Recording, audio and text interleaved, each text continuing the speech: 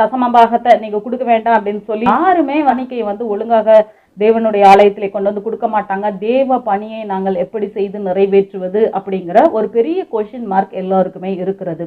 இதற்கு வேதத்திலேயே நமக்கு ஆன்சரும் இருக்கு. அப்போஸ்தல நடபடிகளிலே ஜனங்களுக்கு தேவ ஆவியானவர் அருளப்பட்ட பிற்பாடு முதல் சபை கிட்டத்தட்ட 8000 பேர் முதலாவதாக அந்த சபையிலே சேர்க்கப்படுகிறார்கள். இவர்களிலே அத்தனை பேரும் என்ன பண்றாங்க, அவர்களுக்குள்ள எல்லாத்தையும் கொண்டு போய் வித்துட்டு அப்போஸ்தலருடைய பாதத்துல கொண்டு வந்து வைத்தார்கள். ஆனா இப்படி எல்லாத்தையும் வித்து கொண்டு வந்து வைங்கன்னு சொல்லிட்டு அப்போஸ்தலர்கள் எந்த இடத்திலும் கட்டளை கொடுக்கவில்லை. ஆனா இவங்க வாலண்டரியா இவர்களே என்ன பண்ணுகிறார்கள், இப்படி செய்கிறார்கள்.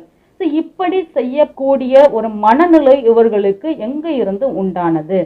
ஆவியானவரை பெற்றுக்கொண்டார்கள், உடனடியாக இவர்களுடைய மனம் மாறிடுச்சு. இந்த உலக பொருள்கள் மீது இருந்த பற்று போயிடுச்சு.